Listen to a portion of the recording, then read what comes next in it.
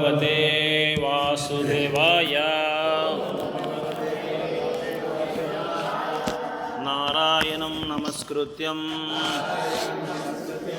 नरं चैव नरोत्तमं देवीं सरस्वतीं व्यासं ततो जयमुदीरये। नष्टप्रायेषु अभद्रेषु नित्यं भागवत सेवया भगवते उत्तमश्लोके भक्तिर्भवति नैष्ठिकी। मूकां करोति वाचालां पङ्गुं लङ्घयते गिरिं यत्कृपातं वन्दे श्रीगुरुं दीनतारिणं। परमानन्दमाधव श्रीचैतन्य ईश्वर कृष्णाय वासुदेवाय देवकीनन्दनाय च नन्दगोपकुमाराय गोविन्दाय नमो नमः। नमो पङ्कजनाभाय नमो पङ्कजमालिने नमो पङ्कजनेत्राय नमस्ते पङ्कजाङ्घ्रिये। वसुदेवसुतं देवं कंसचाणूरमर्दनं देवकी परमानन्दं कृष्णं वन्दे जगद्गुरु। नामचिन्तामणि कृष्ण चैतन्यरसविग्रह पूर्णशुद्धो नित्यमुक्तो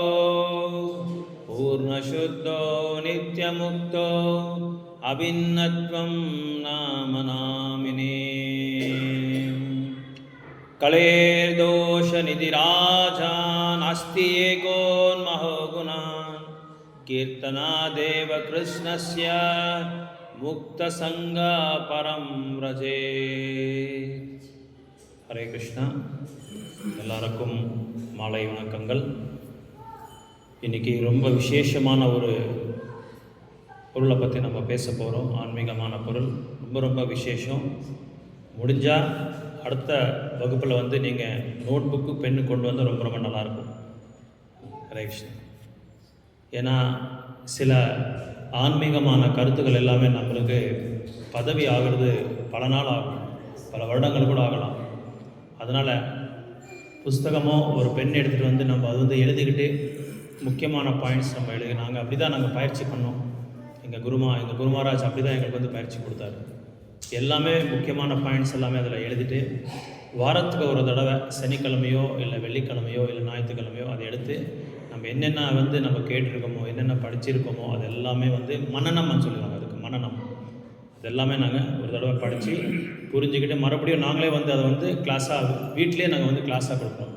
அடிக்கடி பிரபு சொல்லுவாங்க, யார் இல்லைனா 2 பேர் இருந்தால் கூட நாங்கள் 2 ஆத்மாவுக்கு பிரச்சாரம் பண்ணிட்டு போவோம். அப்படி 2 பேர் இல்லைனா இந்த 4 செவருக்கு நம்ம பண்ணிட்டு போகணும்னு சொல்லி அடிக்கடி பிரபு சொல்லிகிட்டே இருப்பாங்க. அந்த மாதிரி நம்ம முக்கியமான பாயிண்ட்ஸ் எழுதுறது ரொம்ப விசேஷமானது. இப்போ நம்ம ஸ்கூலுக்கு போனால் ஒரு வகுப்பில் நம்ம உட்காரும்போது வாத்தியார் சொல்கிறது எல்லாமே நம்மளுக்கு அத்துப்படி ஆகாது.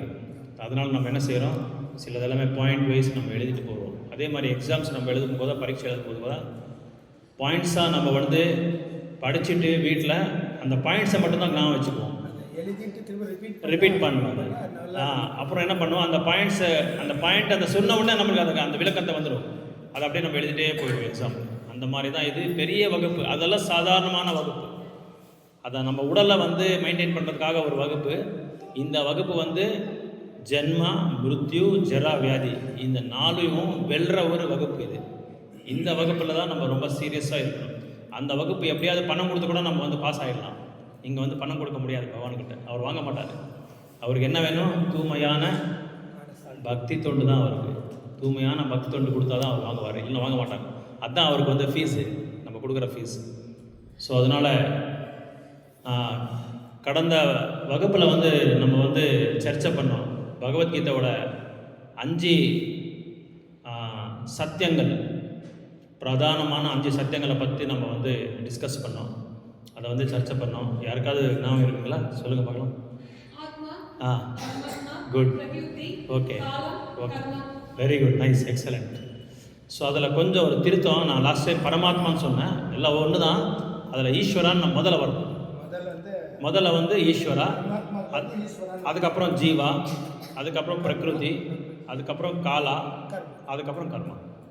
ஸோ இந்த 5 பொருள்களை, முக்கியமான சக்திகளை வச்சு தான் பகவத்கீதை வந்து எழுதப்பட்டிருக்கு. ஸோ அதனால் இன்றைக்கி நம்ம என்ன பார்க்க போகிறோன்னா, ஈஸ்வரா அப்படின்னா என்ன? மாதாஜி லாஸ்ட் டைம் கேட்டாங்க, பரமாத்மா அப்படின்னா என்னன்னு சொல்லி கேட்டாங்க. அங்கே ஒரு லைட் ஒரு திருத்தம், அவ்வளோதான். நீங்கள் அதில் ஈஸ்வரான்னு சேஞ்ச் பண்ணிக்கணும். ஈஸ்வரா அப்படின்னா கண்ட்ரோலர்னு அர்த்தம். யார் வந்து நியந்திரணம் பண்ணுறாங்களோ அவங்கள வந்து ஈஸ்வரான்னு சொல்லி சொல்லுவாங்க. அதே மாதிரி ஜீவா, பிரகிருதி, காலா, கர்மா, இந்த 5 பொருள்களை வச்சு தான் பகவான் வந்து வியாசதேவர் வந்து பகவத்கீதை எழுதினாங்க. இந்த பகவத்கீதை எழுதின இடம் வந்து குருக்ஷேத்திரன்ற இடம், ஜோதிஷ்வரன் சொல்லி ஒரு இடம் இருக்குது ஹரியானாவில். அந்த இடத்துல தான் அர்ஜுனருக்கும் கிருஷ்ணருக்கும் இந்த சம்வாதம் நடந்தது. இந்த சம்வாதத்தை வந்து அதோட முக்கியமான நோக்கம் அப்படி என்னென்னா, ஈஸ்வரா அப்படின்னா யாருன்னா சுப்ரீம் கண்ட்ரோலர் ஆர் காட்னு சொல்லுவாங்க. அதாவது இந்த படைப்பே வந்து அவரோட கண்ட்ரோலில் தான் இருக்கும். அவரோட அறிவு இல்லாமல், அவரோட நாலேஜ் இல்லாமல் எந்த விதமான செயலும் வந்து நவராது. இங்கிலீஷில் கூட சொல்லுவாங்க, பிரபா சொல்வார், even the blade of a grass will not மூவ்னு சொல்லுவாங்க. ஒரு சின்ன பில்லு கூட அசையாதான் அவரோட கண்ட்ரோல் இல்லைன்னா, அவரோட நாலேஜ் இல்லைன்னா. ஸோ அதனால் எங்கே எல்லாமே வந்து இந்த படைப்பு ஃபுல்லாக, இதுக்கு முன்னாடி நம்ம என்ன தெரிஞ்சுக்கணும்னா 2 உலகம் இருக்குது. நான் ஆல்ரெடி உங்களுக்கு சொன்னேன், பௌதிக உலகம், அதுக்கப்புறம் ஆன்மீக உலகம். இந்த 2 உலகத்தை வந்து நம்ம நல்லா புரிஞ்சுக்கணும். நம்ம இருக்கிற உலகம் என்ன உலகம்? இப்போ இது பௌதிக உலகம், கரெக்ட், ஓகே. ஸோ இந்த பௌதிக உலகத்தில் முக்கியமாக இந்த பௌதிக உலகம் எப்படி வந்து படைச்சாங்க, அதுக்கு யாரெல்லாம் காரணம், அதை வந்து நம்ம புரிஞ்சுக்கிறதுக்கு எப்படி நம்ம புரிஞ்சுக்கலான்றது வந்து இந்த 5 பொருள்னால நம்ம புரிஞ்சுக்கலாம். ஈஸ்வரா அப்படின்னா இந்த சகல உலகத்துக்கும் வந்து கண்ட்ரோலர், இந்த உலகத்தையே கண்ட்ரோல் பண்ணுறவர் தான் ஈஸ்வரான்னு சொல்லி சொல்லுவாங்க. அவர் தான் கண்ட்ரோல் பண்ணுறாரு, அவர் தான் வந்து மேனேஜ் பண்ணுறாரு, அவர் தான் அட்மினிஸ்ட்ரேட் பண்ணுறாரு, அவர் தான் கவர்ன் பண்ணுறாரு. கவர்னிங் சொல்லுவாங்க. கவர்னிங்னா இப்போ கவர்மெண்ட் இருக்குது, சர்க்கார் என்ன பண்ணுவாங்க?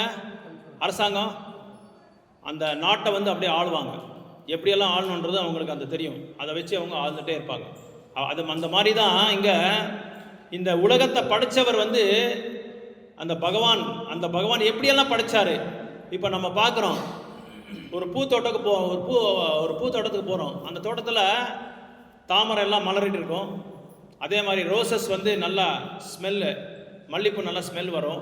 ஒரு பூவும் வந்து அதுக்கு தன்மை தகுந்த மாதிரி அது வந்து பரிமாணம் கொடுத்துட்டே இருக்கும்.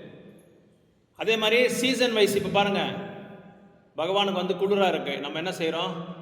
அவருக்கு வந்து இப்போ நாங்கள் 3 பேர் பேசிகிட்டு இருந்தோம். இப்போது பிரபு வந்து ஸ்வெட்டர் போடணும்னு சொல்லிட்டு இருந்தார், இவர் ஷாலை போடணும் இவர் சொல்லிட்டு இருந்தார். நான் உடனே வந்து ஃபேன் ஆஃப் பண்ண சொன்னேன். இந்த மாதிரி நாங்கள் பேசிகிட்டு இருந்தோம். எதுக்காகனா, பகவானுக்கு வந்து பகவானோட அந்த படைப்புகளில் வந்து ரொம்ப அற்புதமானது, ரொம்ப ஆச்சரியமானது, எல்லாமே தானாக நடந்துகிட்டு இருக்கும். ஒரு சின்ன குழந்தைக்கு நம்ம வந்து கார் காமிச்ச உடனே, ஒரு 2 வருஷம்னு சொல்லி நினச்சிக்கோங்களேன், அவர் கார் காமிச்ச உடனே அவர் அந்த குழந்தை என்ன நினைக்கும்? கார் தானாக போயிட்டுருக்கு, ஆட்டோமேட்டிக்காக கார் போயிட்டா இருக்குன்னு சொல்லி அந்த குழந்தை நினைக்கும். ஆனால் உண்மையை என்னன்னா, அது பின்னாடி உள்ள ஒரு டிரைவர் இருக்கார், அவர் டிரைவர் தான் அதை வந்து ட்ரைவ் பண்ணிட்டு இருக்காரு. அதனால தான் கார் வந்து மூவ் ஆகுது. அதே மாதிரி ஒரு ஃப்ளைட்டு நம்ம ஏர்போர்ட்லேருந்து வெளியே நம்ம நின்று பார்த்துட்டு இருக்கும்போது அந்த ஃப்ளைட் அப்படியே மேலே அப்படியே டேக் ஆஃப் பண்ணுது. அந்த டேக் ஆஃப் பண்ணும்போது குழந்தை என்ன நினைக்கும்? உள்ளே யாருமே இல்லை, தானாக அது பறந்துட்டு இருக்கேன்னு சொல்லி தானே நினைப்பாங்க குழந்தை. ஆனால் அதுக்கு பின்னாடி யார் இருக்காங்க? பைலட் இருக்காங்க. அதே மாதிரி தான் இப்போ பாருங்கள், நம்ம ஃப்ளைட்டுக்குள்ளே போகிறோம். ஃப்ளைட்டுக்குள்ளே போன உடனே எல்லாரும் பேசஞ்சர்ஸ் எல்லாம் உள்ளே போன பிறகு தானாக அந்த டோர் வந்து க்ளோஸ் ஆகும். குழந்தை என்ன நினைக்கும்? பர்றா, டோர் யாருமே க்ளோஸ் பண்ணல. இப்போ வீட்டிலலாம் நம்ம டோர் க்ளோஸ் பண்ணால் தான் க்ளோஸ் ஆகும். இந்த ஃப்ளைட்டில் படுறா, அப்படியே தானாக டோர் க்ளோஸ் ஆகுது அப்படின்னு சொல்லி குழந்தை நினைக்கும். ஆனால் அதுக்கு பின்னாடி என்ன இருக்குது? ஒரு மெக்கானிசம் இருக்குது. ஹைட்ராலிக் டோர்ஸ் எல்லாம் அது ஸ்கேன், அதில் வந்து சென்சார் இருக்கும். அந்த சென்சார் பார்த்தோன்னே டக்குன்னு அது க்ளோஸ் ஆகிடும். இப்போ நீங்கள் தெரியுமா, உங்களுக்கு தெரியாதோ, சில பெரிய ஹாஸ்பிட்டல்ஸில், சில பெரிய மல்டி ஸ்பெஷாலிட்டி ஹாஸ்பிட்டல்ஸு, அப்புறம் வந்து 5 ஸ்டார் ஹோட்டல்ஸு, அங்கெல்லாம் கை இப்படி காமிச்ச உடனே சிங்கில் அப்படியே தானாக தண்ணி வரும். டேப் ஓப்பன் பண்ணி தண்ணி வரும். நம்ம ஒன்று ஓப்பன் பண்ணவே தேவையில்லை. குழந்தைங்க என்ன நினைக்கும், ஓ என்னடா இது, இது மேஜிக். டோர் கூட அதே தான். டோர் கூட இந்த நம்ம போன உடனே அது க்ளோஸ் ஆகும், வந்த உடனே அது இதாகும். இங்கே நம்ம சபை ஹாஸ்பிட்டலையும் நம்ம பார்க்கலாம். ஸோ அதனால் இதுக்கு பின்னாடி ஒரு மெக்கானிசம் இருக்குது. இதெல்லாம் எதுக்கு சொல்கிறேன்னா உதாரணம் எக்ஸாம்பிள் கொடுத்தா உங்களுக்கு ஈஸியாக இருக்கும் புரியுறதுக்கு. ஸோ இதுக்கு பின்னாடி எல்லாமே ஒரு அமைப்பு இருக்குது, ஒரு படைப்பு இருக்குது, ஒரு தலைமை இருக்குது. அந்த தலைமை தான் இந்த பகவான் கிருஷ்ணர். இவர் என்ன பண்ணுறாரு, எல்லாத்துக்குமே செட்டப் பண்ணி வச்சுருப்பார். அடிக்கடி கோபி பிரபுக்கும் நானும் பேசிகிட்டு இருப்போம். இந்த செட்டப் இருந்தால் தான் பிரபு எல்லாமே கரெக்டாக ஃபங்க்ஷன் ஆகும்னு சொல்லுவாங்க. அவர் சொன்னது அப்படியே எனக்கு அன்றைக்கி சொன்னது இன்றைக்கி அப்படியே ஞாபகம் இருக்குது. ஏன்னா அந்த செட்டப் கரெக்டாக நம்ம வச்சுக்கிட்டா டான் கரெக்டாக நடக்கும். அந்த டைமுக்கு கரெக்டாக ஸ்கூல் பஸ் வந்துடும், பசங்க கரெக்டாக உட்காந்துருவாங்க, கரெக்டாக கொண்டு போய் ட்ராப் பண்ணிவிடுவாங்க, மறுபடியும் கொண்டு வந்து ட்ராப் பண்ணிவிடுவாங்க. ஸோ அந்த செட்டப் பின்னாடி அந்த செட்டப்புக்கு பின்னாடி ஒரு தலைமை இருக்கும், ஒரு இன்ஜினியர் இருக்கார், ஒரு சுப்ரீம் இன்ஜினியர் இருக்கார். அவர் தான் ஈஸ்வரா. இப்போ பௌதிகமாக நம்ம பார்த்தா இஸ்ரோ நீங்களாம் கேள்விப்பட்டிருக்கீங்க. இது ரிசர்ச் இன்ஸ்டியூட்டு பெங்களூரில் இருக்குது. ஸோ இந்த இஸ்ரோவில் இந்த குரூப் ஆஃப் சயின்டிஸ்ட் இருப்பாங்க, ஒரு விஞ்ஞானிகளோட குழு இருக்கும். அந்த குழு அவங்க என்ன பண்ணுவாங்க, ஒரு சேட்டலைட்டை லான்ச் பண்ணுவாங்க. அந்த சேட்டலைட் லான்ச் பண்ணி அது என்ன பண்ணும், அப்படியே இந்த பூமி லோகத்தையே அப்படியே ரவுண்ட் அடிச்சுட்டே இருக்கும். அது எப்படி ரவுண்ட் அடிக்கிறாங்கன்னா, அவங்க கண்ட்ரோல் ரூம் வச்சுருக்காங்க. அந்த கண்ட்ரோல் ரூம் வச்சுட்டு எவ்வளோ வெலாசிட்டி நம்மளுக்கு தேவைப்படும், எவ்வளோ ஸ்பின்னிங் அது தேவைப்படும், அதோட ஸ்பீடு எவ்வளோ எந்த ஸ்பீடில் அது எத்தனை கிலோமீட்டர் அது ஒரு 1 ஹவருக்கு போகணும், இது எல்லாமே அவங்க கண்ட்ரோலில் வச்சுருப்பாங்க. அந்த கண்ட்ரோல் ரூமில் எல்லாமே ரிமோட் மாதிரி வச்சுருப்பாங்க. அதுக்கு தகுந்த மாதிரி தான் அது போயிட்டே இருக்கும்.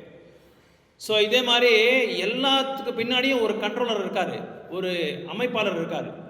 அதே மாதிரி இப்போ நம்ம இது பௌதிகமான சேட்டலைட்டு, அதே நீங்கள் ஆன்மீகமான சேட்டலைட் பார்த்தா தானாக போயிட்டே இருக்கும். எந்த கண்ட்ரோல் ரூம் கிடையாது, அதுக்கு கண்ட்ரோல் ரூம் கிடையாது, விஞ்ஞானிகள் கிடையாது, யாரும் அதுக்கு பொறுப்பே இல்லை. பொறுப்பு இல்லாமையே தானாக போயிட்டுருக்கு. தானாக இந்த சந்திரன் என்ன பண்ணுவாங்க, சுற்றிட்டே இருக்காரு, பூமியை சுற்றிட்டே இருக்காரு. அந்த சுற்றுறதுக்கு யாருமே கண்ட்ரோல் இல்லை, யார்கிட்டையும் ரிமோட் கூட கிடையாது. அவர் அப்படியே பார்த்த உடனே அதை அப்படியே தானாக போயிட்டுருக்கும். இதில் என்ன பண்ணுறாங்கன்னா, பகவான் ஆளாளுக்கு ஒரு டிபார்ட்மெண்ட்டுக்கு என்ன சொல்கிறீங்க தமிழில் நீங்கள், பொறுப்பு, ரெஸ்பான்சிபிலிட்டி, ஒரு ஷாக்கான்னு சொல்லுவாங்க. ஒரு டிபார்ட்மெண்ட் ஒருத்தருக்கு ஒரு டிபார்ட்மெண்ட் பொறுப்பு கொடுத்துட்றாரு. நீ இந்த டிபார்ட்மெண்ட் பார்த்துக்கோ, நீ இந்த டிபார்ட்மெண்ட் பார்த்துக்கோ. ஸோ இதான் இந்த கண்ட்ரோல், இந்த என்ன சொல்கிறது, ஈஸ்வரா அப்படின்னு சொல்கிறது. ஸோ இந்த 5 பொருளில் ஃபஸ்ட்டு ஈஸ்வரான்றது கண்ட்ரோலர். பகவான் எல்லாத்துமே கண்ட்ரோல் பண்ணிட்டு வருவார்.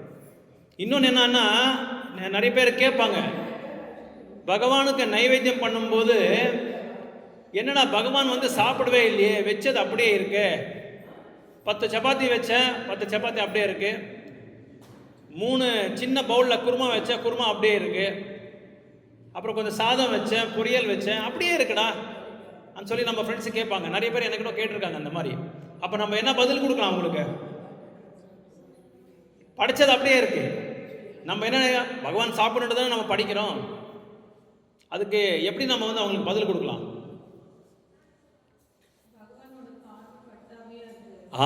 Exactly, excellent. அதில் பிரம்ம சமயத்தில் பிரம்மா சொல்கிறாரு, அங்கானி எஸ்ய சகலேந்திரிய விருத்தி மந்தி பஷ்யந்தி பாந்தி கலயந்தி சிரஞ்சகந்தி ஆனந்த சின்மயா சதுஜ்வல விக்கிரஹஸ்ய கோவிந்தமாதி புருஷம் தமஹம் பஜாமி. அப்படின்னா பகவானோட ஒரு அங்கமும் எல்லா செயலும் செய்யும், எல்லா செயலும் செய்யும். கண்ணாலே பார்த்தா அது அப்படியே உள்ளே போயிடும், காதால் கூட அது சாப்பிடும், கையால் கூட அவங்க சாப்பிடுவாங்க. ஆனால் நம்ம கையால் தான், கைக்கு என்ன வேலையோ அந்த வேலை மட்டும்தான் செய்ய முடியும், கண்ணுக்கு என்ன வேலையோ அது பார்வை மட்டும்தான் பார்க்க முடியும். அப்படி நம்ம பார்க்கும்போது பகவானுக்கு நம்மளுக்கு நிறைய வித்தியாசம் இருக்குது. பகவான் எல்லா அங்கத்திலும் எல்லா வேலையும் செய்வார், வேறு அங்கத்தில் வேறு வேலையும் செய்வார். ஆனால் நம்மளால் அப்படி பண்ண முடியாது, நம்மளால் கண்ணால் சாப்பிட முடியாது. கண்ணால் சாப்பிட்டா நம்ம உடனே சபரி ஹாஸ்பிட்டல் அட்மிட் ஆக வேண்டியதாக இருக்கும். அதனால் பகவானுக்கு இப்படி தான் செய்யணும், இதில் தான் செய்யணுன்றது கிடையாது. அவரோட அங்கம் எல்லாமே ஆன்மீகமானது, திவ்யமானது. இட் இஸ் டிரான்சென்டென்டல் அப்படின்னு சொல்கிறாங்க. டிரான்சென்டென்டல், திவ்யமானது. இந்த பௌத்திக உலகத்துக்கும், இந்த பௌத்திக அறிவுக்கும், இந்த பௌத்திக சமத்காரத்துக்கும் அப்பாற்பட்டவர் அவர். அதனால் எதை வேணாலும் அவர் எப்படி வேணாலும் செய்யலாம். அதனால தான் அவர் இன்னொன்று என்ன சொல்கிறாங்கன்னா, பகவானுக்கு படித்த பிறகு ஏன் அதை அப்படியே நம்மளுக்கு கொடுக்குறாருன்னா, அவரோட பிரசாதம் கருணை மூலமாக நம்மளுக்கு சாப்பிடணுன்றது தான் கொடுக்குறாங்க அவங்க. அதோட இன்னொரு reason, second reason. First reason வந்து அவர் கண்ணாலே பார்த்து சாப்பிடுவார். ரெண்டாவது ரீசன் வந்து என்னோட பக்தர்களுக்கு என்னோட கருணை போய் சேரட்டும். ஏன்னா இந்த மாதிரி விக்கிரகாராதனை தான் நம்ம வந்து ஒருத்தருக்கு ஒருத்தர் வந்து பகிர்ந்துக்க முடியும், நம்மளோட சேவையை பகிர்ந்துக்க முடியும், நம்மளோட என்ன சொல்கிறது ப்ரேயர்ஸை வந்து பகிர்ந்துக்க முடியும். மற்ற எதுலேயும் நம்ம வந்து பகிர்ந்துக்க முடியாது. இது ரொம்ப என்ன க்ளோஸ் ரிலேஷன்ஷிப் இருக்கும் நம்மளுக்கு பகவானுக்கு. அதனால தான் பூஜாரியோட சேவை வந்து ரொம்ப உயர்ந்தமான ஒரு சேவை. ரொம்ப அவர் வந்து ஜாக்கிரதையாக இருக்கணும். ஸோ இப்படி ஈஸ்வரான்றது வந்து டோட்டல் இந்த படைப்பே வந்து அவர் கண்ட்ரோலில் தான் இருக்கும், அவரோட கண்ட்ரோலில் தான் இருக்கும். அவர் ஆனால் பகவான் கிருஷ்ணர் வந்து எந்த வேலையும் செய்ய மாட்டார், எந்த செயலும் அவர் செய்ய மாட்டார். தான் என்ன பண்ணுவார், எல்லாமே விரிச்சிக்குவார், தன்னோட அம்சமாக விரிச்சிக்கிட்டு அவங்களோட அம்சம் ஒரு அம்சமும் வந்து வேலை செஞ்சுட்டே இருக்கும். ஒரு அந்தந்த அம்சமும் எங்கெங்கே வேலை செய்யணுமோ அந்த மாதிரி அவங்க வந்து அந்தந்த வேலையை வந்து செஞ்சுட்டே இருப்பாங்க. தான் வந்து என்ன பண்ணுவாங்க, எக்ஸ்பேண்ட் ஆகுவாங்க. இப்போ பிரபு இருக்காங்க தலைமை கோயிலுக்கு, பிரபு என்ன பண்ணுவார், ஒரே வேலை அவர் செய்ய மாட்டார். பூஜாரிக்கு ஒரு வேலை கொடுப்பாரு, நீ பகவானை பார்த்துக்க பண்ண. அவர் என்ன பண்ணுவார், வேறு சர்வீஸ் பண்ணுவார், அவர் பிரச்சாரம் பண்ணுவார், பிரச்சாரத்துக்கு போவார். அப்புறம் என்ன பண்ணுவார், இங்கே வர பக்தர்கள் வந்து கவனிப்பார். அதுக்கப்புறம் இதுக்கு என்னென்ன பொருள் வேணுமோ அதெல்லாம் கொண்டு வருவார். அப்படியே ஒரு டிபார்ட்மெண்ட்டுக்கு ஒருத்தர் பகவான் வச்சுருக்காரு. அதே மாதிரி தான் பகவான் கிருஷ்ணர் கூட தன்னோட வடிவத்தை வந்து பல என்ன சொல்கிறது பல விரிவங்கம் பண்ணிக்குவாங்க, எக்ஸ்பேண்ட் பண்ணிக்கிட்டே இருப்பாங்க. அப்படி பண்ணும்போது தான் கிருஷ்ணர் என்ன பண்ணுவார், பலராமராக வருவார். பலராமராக வரும்போது பலராமர் என்ன பண்ணுவார், அவர் தான் அவதூதன் சொல்லுவாங்க அவங்க, பலராம் ஆதி குரு எல்லாருக்குமே. ஸோ இப்படி ஈஸ்வரான்றது வந்து பல விஷயங்களில் வந்து அவர் இந்த படைப்பை வந்து அப்படியே கண்ட்ரோல் பண்ணிகிட்டே இருப்பார். அவர் தான் கண்ட்ரோல் பண்ண முடியும், வேறு யாராலையும் கண்ட்ரோல் பண்ண முடியாது. ஸோ இப்படி நெக்ஸ்ட் வந்து ஜீவா அப்படின்னு சொல்லுவாங்க. ஜீவா அப்படின்னா யார், ஜீவான்னா யார், நம்ம தான். ஜீவான்னா நம்ம தான். எல்லா உயிர்வாளிகளை வந்து ஜீவான்னு சொல்லுவோம். ஜீவா, ஜீவுடு, ஜீவா அப்படின்னு சொல்லுவோம். ஸோ இந்த அடுத்த ஃபர்ஸ்ட் ஈஸ்வரா. ஏதாவது உங்களுக்கு டவுட் இருக்கா? ஈஸ்வரா இதில் ஃபர்ஸ்ட் பொருளை எல்லாரும் இந்த படைப்பே வந்து அவர் கண்ட்ரோலில் தான் இருக்கும், எல்லாமே அவர் கண்ட்ரோலில் தான் இருக்கும். அதுக்கப்புறம் அடுத்தது வந்து நம்ம ஜீவா. ஏன்னா இது வந்து அப்படியே சீரியல் பிரகாரம் தான் வரணும். பிரகிருதி ஈஸ்வரா, ஜீவா, பிரகிருதி, காலா, கர்மா. ஸோ இந்த ஜீவா என்ன பண்ணுவாங்கன்னா, ரெண்டு வகையான ஜீவிகள் இருக்காங்க. நித்தியபத்தா நித்திய சித்தா, நித்தியபத்தா. நித்தியபத்தா வந்து நம்ம எல்லாருமே நித்தியபத்தர். யார் இங்கே பௌத்திக உலகத்தில் இருக்காங்களோ அவங்க எல்லாமே கண்டிஷன் சோல்னு சொல்லுவாங்க, கட்டுண்ட ஆத்மான்னு சொல்லுவாங்க தமிழில். ஸோ இந்த கட்டுண்ட ஆத்மா வந்து அது சொல்கிறேன் உங்களுக்கு எதுக்காக நம்மளுக்கு அந்த பேர் வந்ததுன்னு சொல்கிறேன் நான். ஸோ இந்த கட்டுண்ட ஆத்மா என்ன பண்ணுவாங்க, ஜீவா வந்து இந்த பௌத்திக உலகத்தில் வந்து சில காரணங்கள்னால இதில் வந்து பிறப்பெடுப்பாங்க, இந்த பௌத்திக உலகத்தில் வந்து பிறப்பெடுப்பாங்க. இந்த கட்டுண்டாத்மா என்ன பண்ணுவாங்க, அடுத்தது வந்து மெட்டீரியல் நேச்சர், அதாவது இந்த பௌத்திக உலகம். இந்த பௌத்திக உலகம் எப்படி வந்ததுன்னா, பகவானுக்கு பிரதானமான 3 சக்திகள் இருக்கு. பகவானுக்கு பிரதானமான 3 சக்திகள் யாருக்காவது தெரியுமா? பிரதானமான 3 சக்திகள். Okay, okay, correct. தட்டஸ்த சக்தி, அந்தரங்க சக்தி, பகிரங்க சக்தி, தட்டஸ்த சக்தி. இதில் தட்டஸ்த சக்தி தான் நம்ம எல்லாருமே வருவோம்.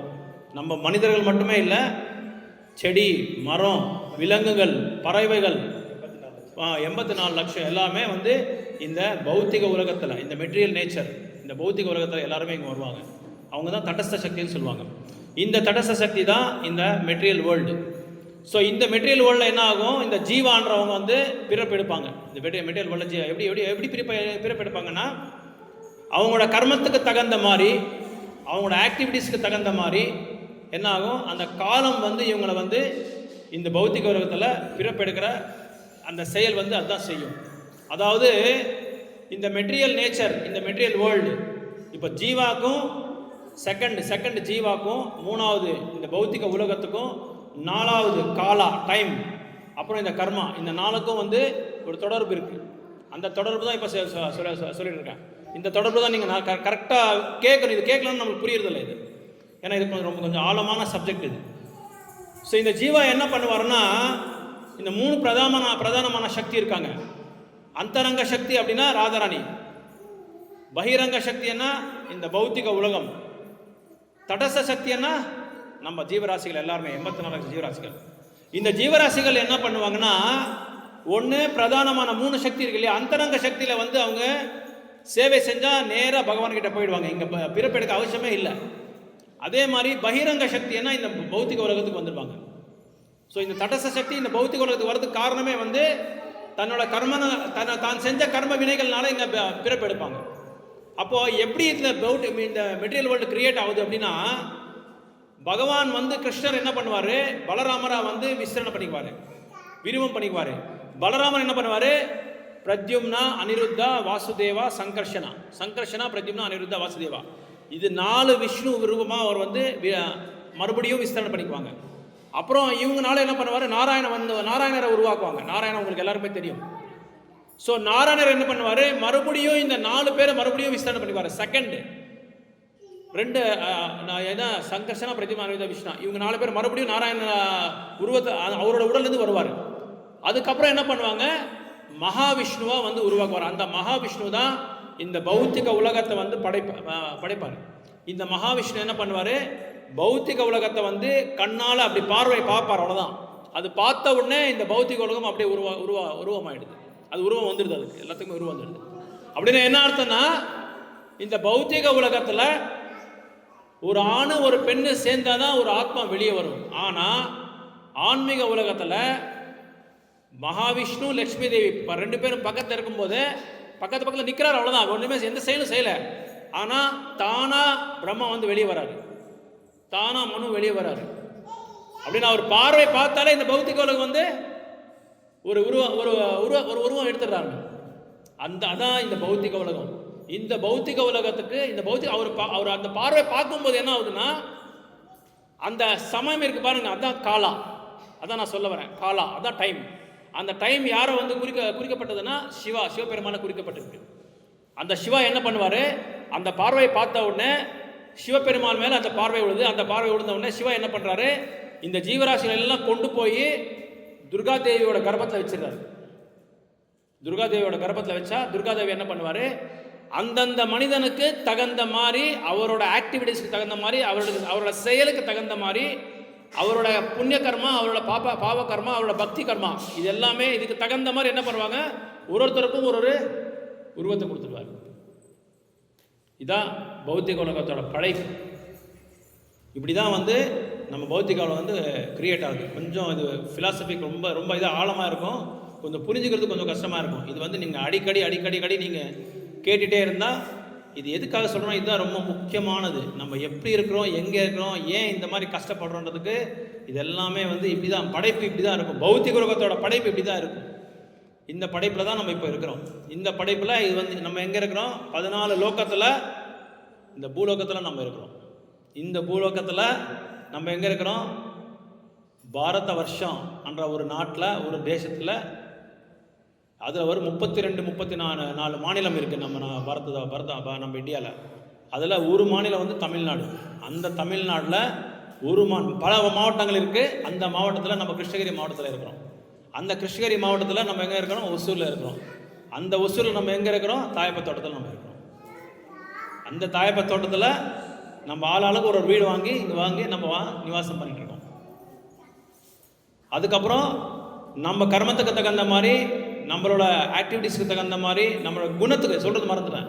இந்த மகாமாயான்னா துர்காதேவியோட பேர். இந்த துர்காதேவி என்ன பண்ணும், முக்குணங்கள் தான் தன்னோட முக்கியமான ஒரு சக்தி. சத்வகுணம், ரஜோகுணம், தமோகுணம். இந்த முக்குணங்களுக்கு தகுந்த மாதிரி நம்ம வந்து ஆக்ட் பண்ணிகிட்டே இருக்கிறோம். நம்மளோட ஆக்டிவிட்டிஸ் இந்த முக்குணங்களுக்கு மேலே ஆதாரப்பட்டிருக்கு.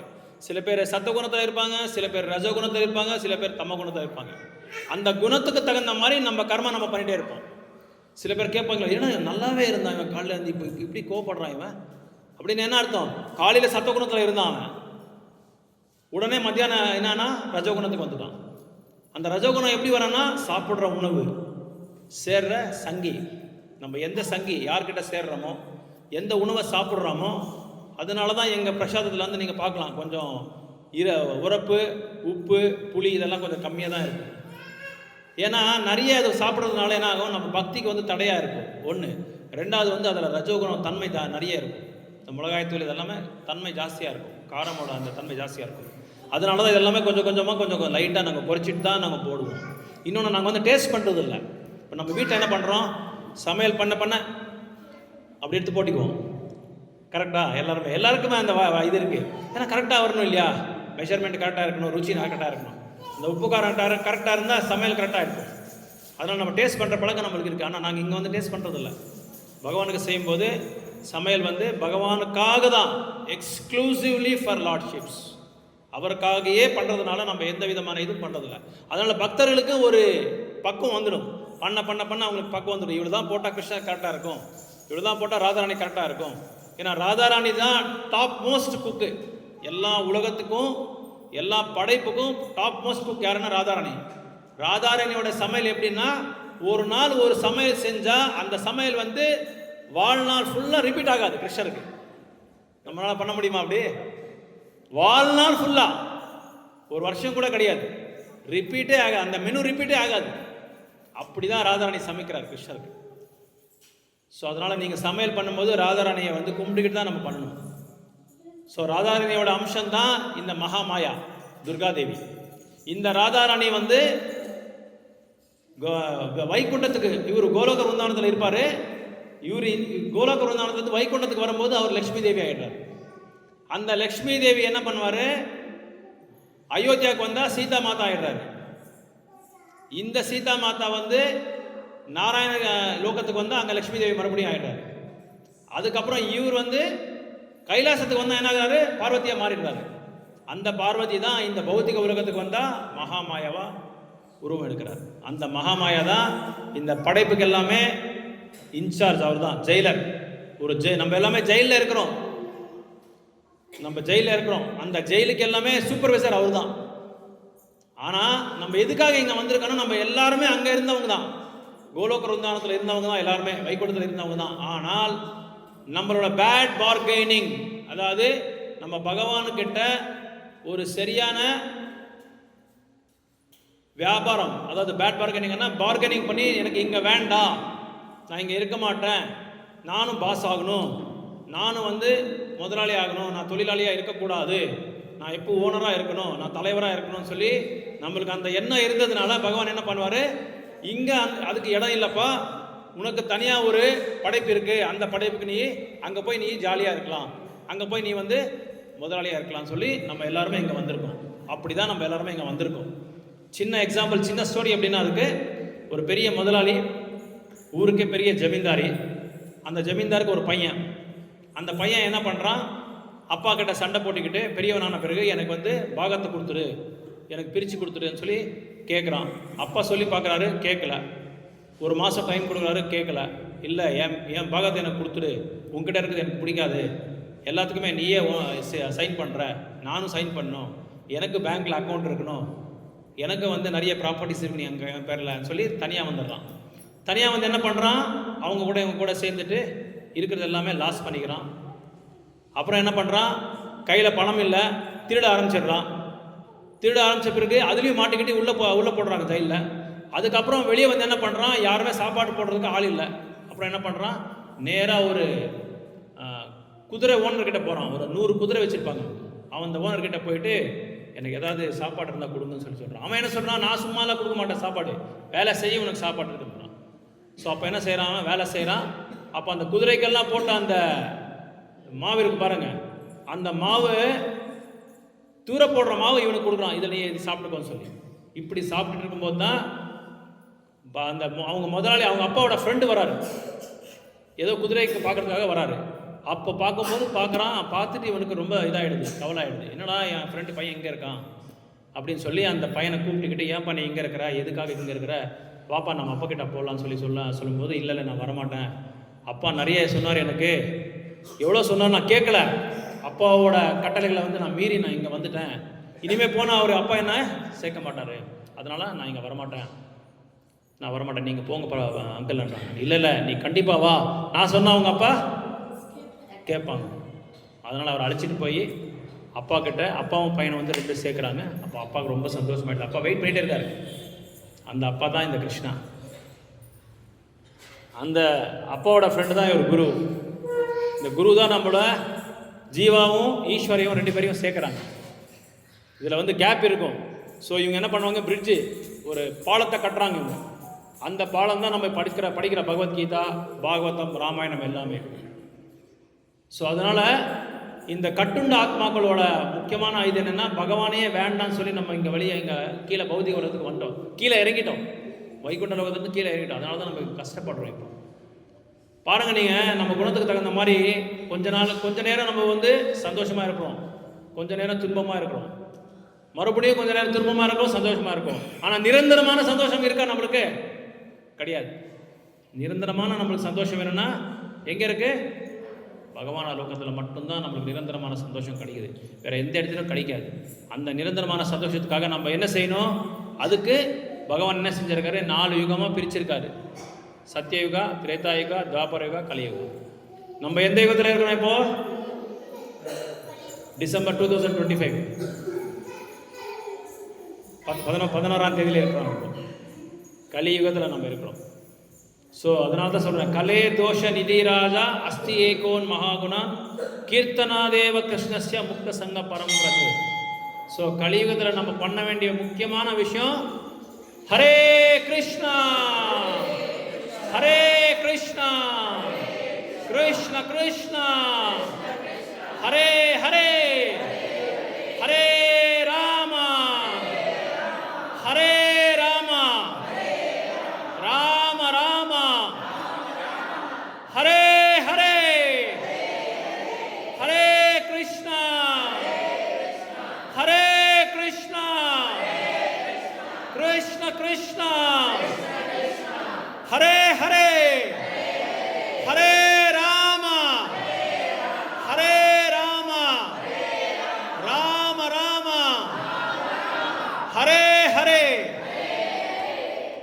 இந்த பகவானோட நாமத்தை வந்து தொடர்ந்து நம்ம வந்து ஜபம் பண்ணுறதுனால சத்தியயுகத்தில் நம்ம அடைய வேண்டிய அந்த ஆன்மீகமான பலன், திரேதாயுகத்தில் நம்ம அடைய வேண்டிய ஆன்மீகமான பலன், துவாபர யுகத்தில் நம்ம அடைய வேண்டிய ஆன்மீகமான பலன் எல்லாமே ஜஸ்ட் நம்ம வந்து பகவான நாமத்தை, பெருமாள் நாமத்தை நம்ம சொல்லிட்டு இருந்தாலே போதும், எல்லா பலனும் நம்மளை வந்து தானாக வந்துடும்.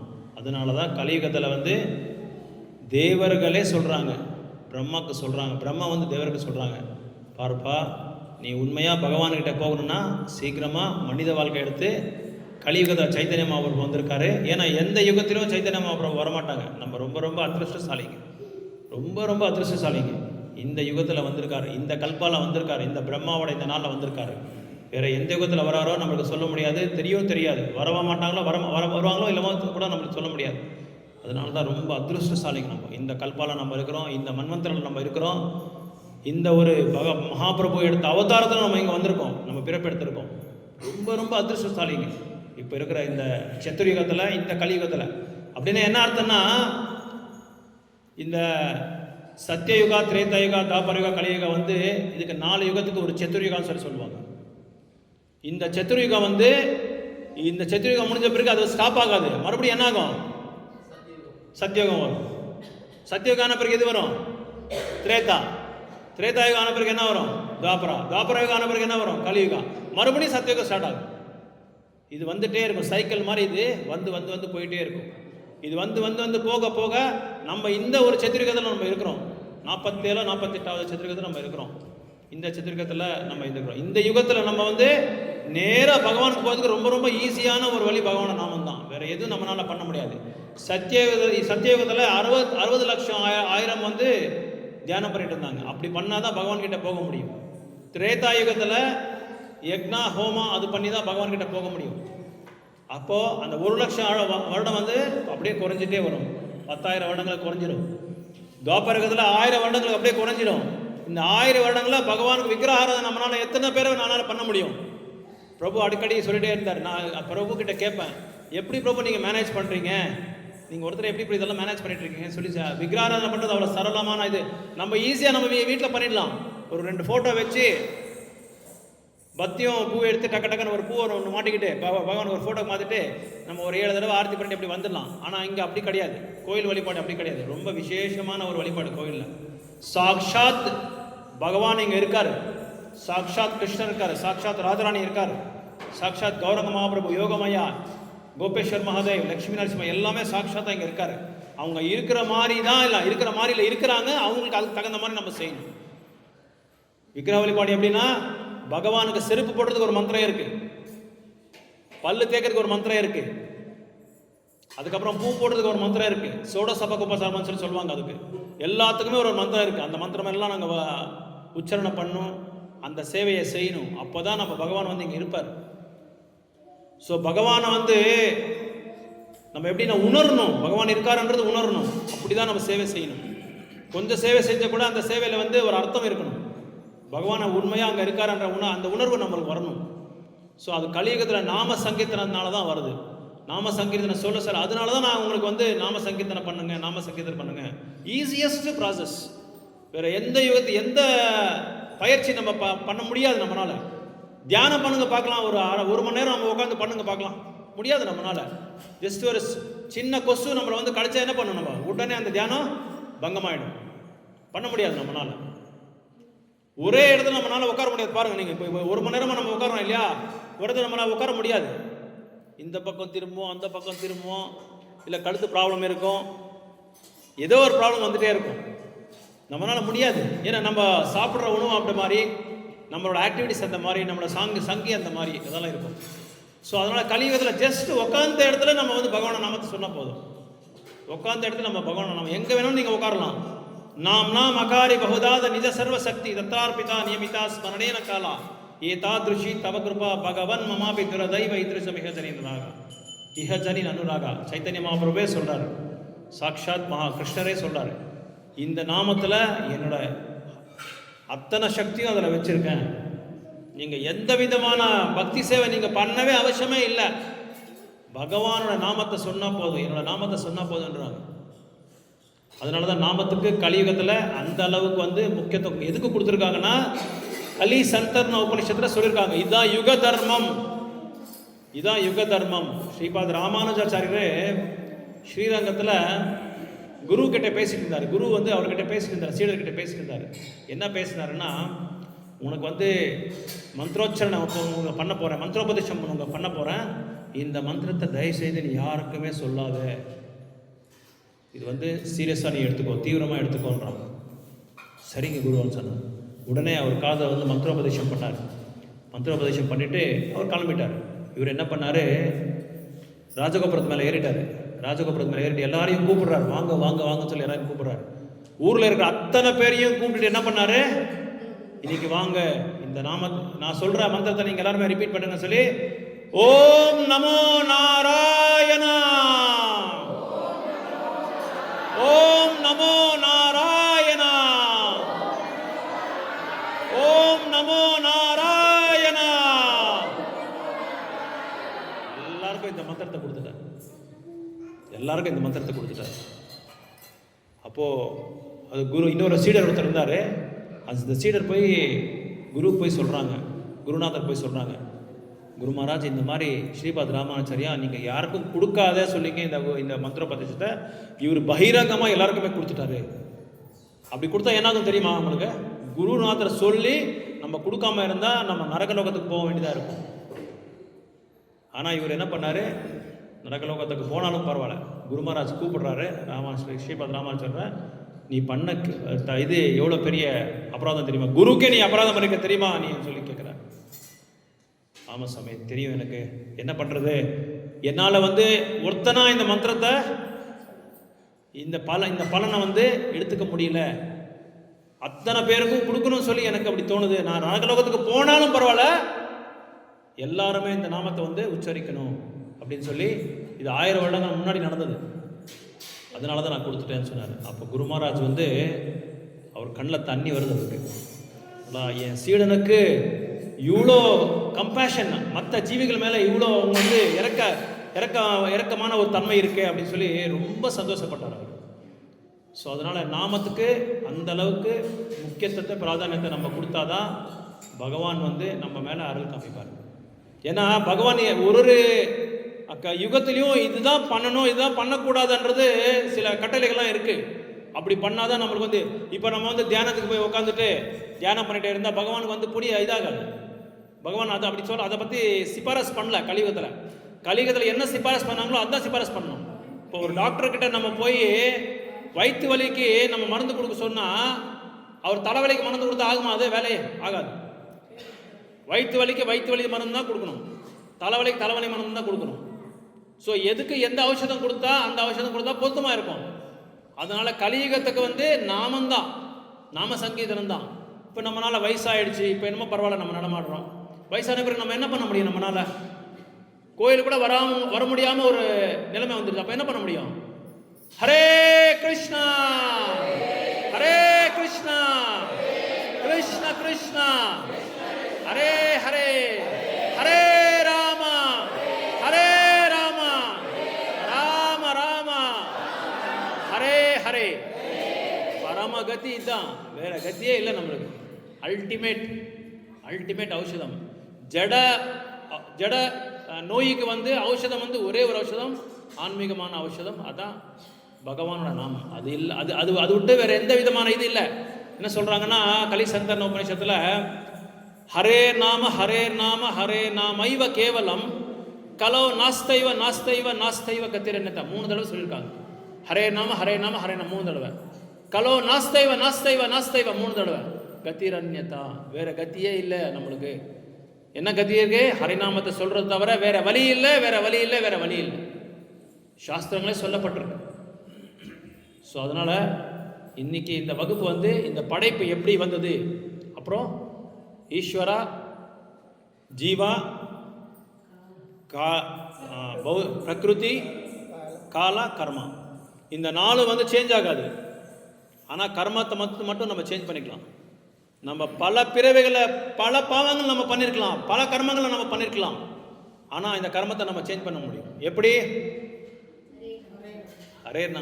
ஹரிநாமத்தை சொன்னால் இந்த கர்மம் எல்லாமே நமக்கு போயிடும். அப்படின்னு சொல்லி நான் ஹரிநாமத்தை சொல்லிட்டு நம்ம பண்ணுற பாவங்களை பண்ணக்கூடாது.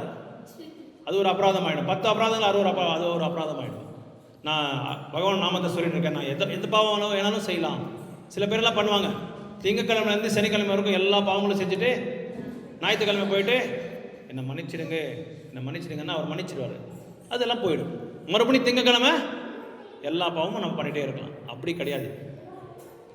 எந்த பாவமும் மறுபடியும் ரிப்பீட் ஆகக்கூடாது. ஏன்னா ஹரிநாமம் ஒர்க் ஆகாது.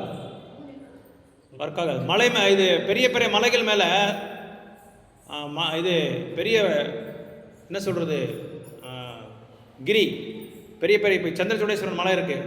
அது மேலே மழை வந்தால் ஏதாவது வெளிச்சம் வருமா? வராது. அதான் நல்ல பூமி மேலே வந்தால் வெளிச்சம் நல்லா வரும். அந்த மாதிரி நம்ம நாமத்தை சொல்லிக்கிட்டே நம்ம பாவத்தை செஞ்சுட்டு இருந்தால் என்ன ஆகும்? ஓட்ட பானைக்கு தண்ணி சேர்க்குற மாதிரி தான். எவ்வளோதான் தண்ணி சேர்த்தாலும் என்ன ஆகும்? போயிட்டே இருக்கும். அதனால் பாவத்தை அது பண்ணுறதுனால நம்ம பாவம் ஆல்மோஸ்ட் நம்ம ஸ்டாப் ஆகிடும். அந்த உணர்வு நம்மளை சேஞ்ச் பண்ணிவிடும். அந்த நாம இந்த காதால் போய் இந்த கர்ணத்தால் பிரவேசமாகி இதயம் எல்லாமே சுத்தமாயிடும். இதயம் எல்லாம் சுத்தமாக நம்மளுக்கு ஒரு இண்டிகேஷன் கொடுக்கும். இந்த இடத்துக்கு போகாத, இந்த இடத்துக்கு பண்ண, இந்த ஒரு பொருள் பண்ணாத, இந்த செயல் பண்ணாதன்னு சொல்லி இண்டிகேட் பண்ணிகிட்டே இருக்கும். அப்போ அது இண்டிகேட் பண்ணி கூட நம்ம பண்ண என்ன ஆகும்? நம்ம நாமம் பலிக்காது. நம்ம சொல்கிற நாமம் பலிக்காது. ஓகே, ஹரே கிருஷ்ணா. ஏதாவது கேள்விகளை தான் நீங்கள் கேட்கலாம், கருத்துக்களை தான் நீங்கள் சொல்லலாம். ஒவ்வொரு யுகத்திலையும் இப்போ கலியுகத்தில் சைத்தன்ய மகாபிரபு வந்தார். கலியுகம் வருமா? அதான் சைத்தன்ய மகாபிரபு போகிறது ரொம்ப ரேர். அதான் நான் சொல்லிட்டு இருக்கேன். நெக்ஸ்ட் திரும்ப கலியுகம் வருமா?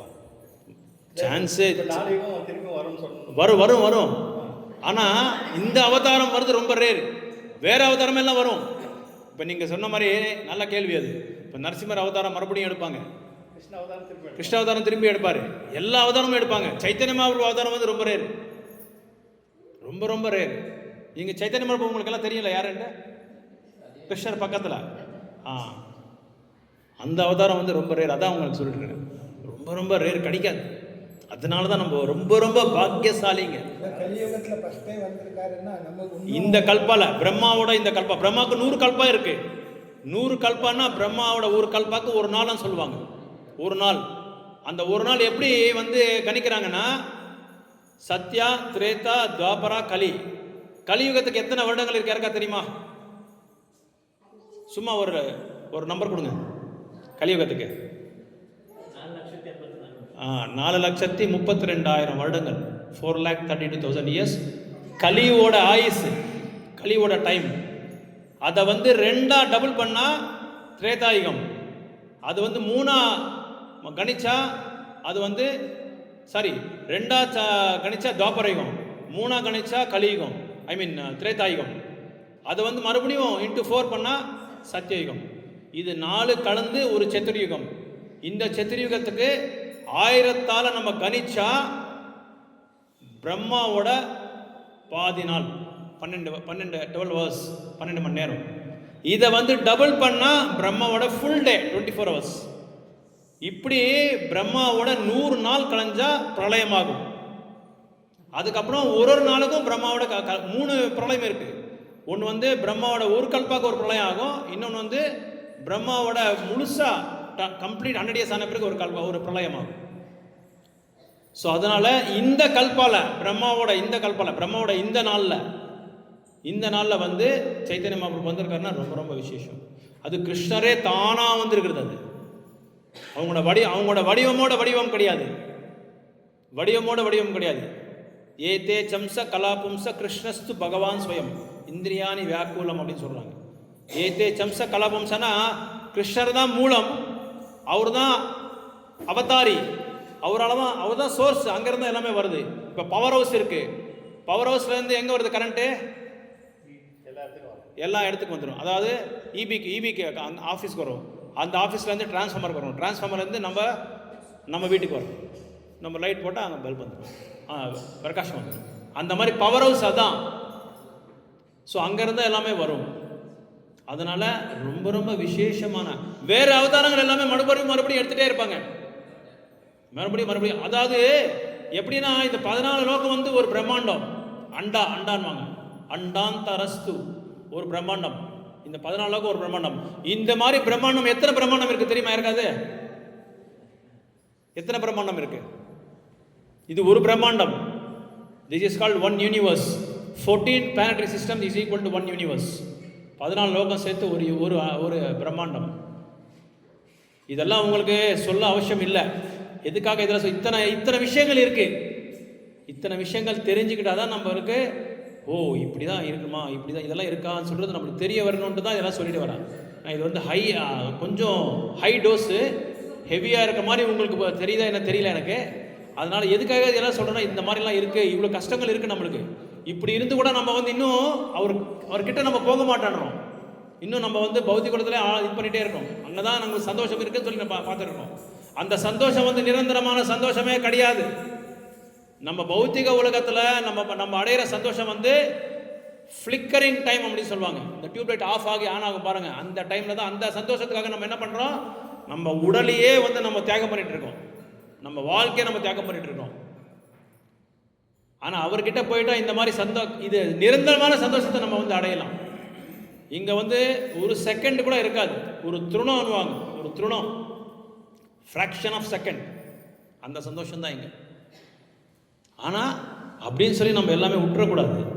நம்ம ஃபேமிலியும் மெயின்டைன் பண்ணணும், பகவானுக்கு பக்தியும் செய்யணும், குழந்தைங்களுக்கும் பக்தியை நம்ம சொல்லிக் கொடுக்கணும். இது எல்லாமே இருக்குது.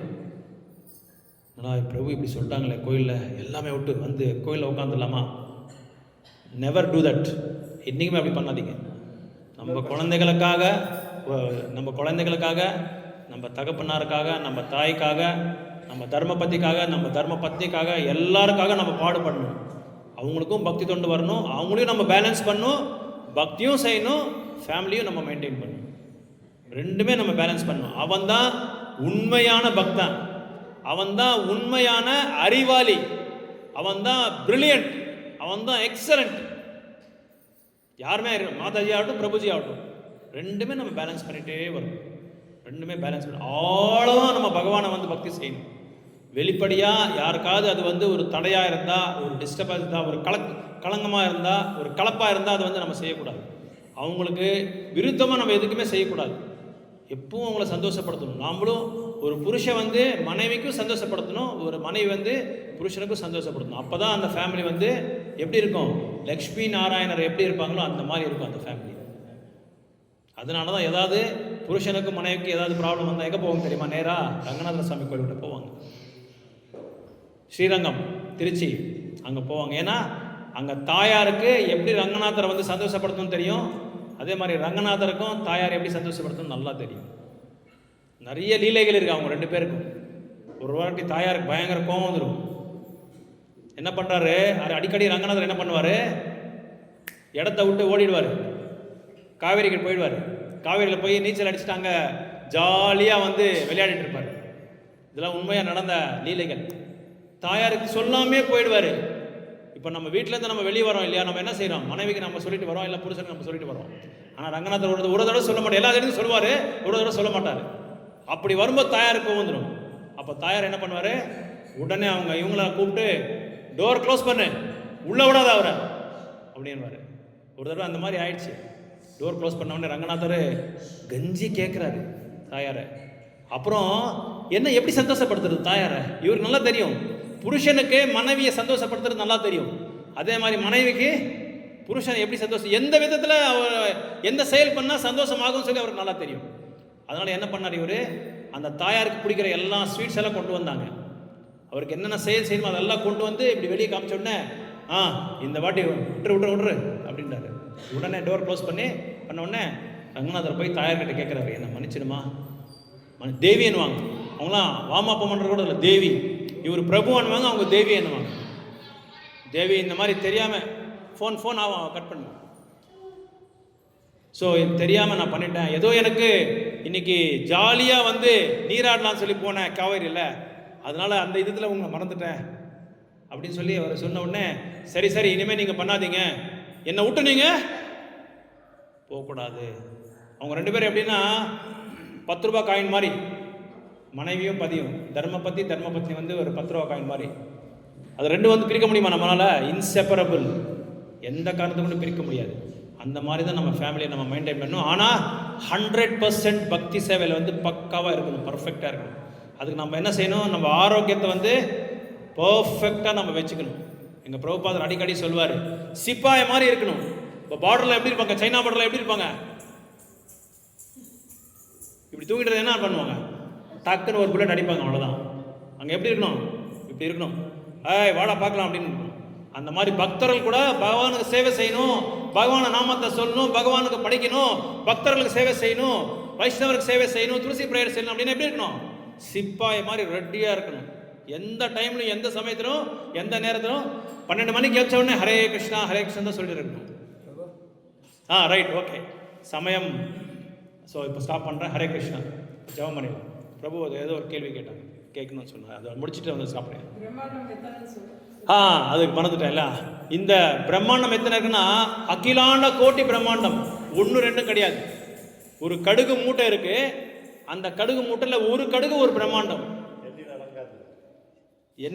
எண்ணிக்கைக்கு அப்பாற்பட்டது, கணிக்க முடியாத ஒரு பிரம்மாண்டங்கள், அடங்காதது, இன்ஃபினிட் அப்படின்னு சொல்லுவாங்க. இன்ஃபினிட், அத்தனை பிரம்மாண்டம் இருக்கு, அத்தனை பிரம்மாண்டம். இங்கே சத்தியோகம், இங்கே வந்து ஒரு சத்தியோகம் நடந்துருக்கு, இங்கே கலியுகம் நடந்துருக்கு. இன்னொரு பிரம்மாண்டத்தை சத்தியோகம் நடக்கும், இன்னொரு பிரம்மாண்டத்தை துவாபரயோகம் நடந்துருக்கும், இன்னொரு பிரம்மாண்டத்தை திரேதாயுகம் நடந்துருக்கு. அப்போ எல்லாமே இந்த லீலைகள் எல்லாமே மறுபடியும் பிரபு சொன்ன மாதிரி அங்கே லீலைகள் பண்ணிகிட்டே இருப்பார். நரசிம்மா லீலை நடக்கும், கூர்ம லீலை நடக்கும், எல்லா லீலைகளும் நடந்துகிட்டே இருக்கும். ஆனால் சைத்தன்ய மகாபிரபு மட்டும் வரது வந்து ரொம்ப ரேர், ரொம்ப ரேர். ஓகே, ஹரே கிருஷ்ணா. ஜெய் ஸ்ரீ கிருஷ்ண சைத்தன்யா பிரபு நித்யானந்தா.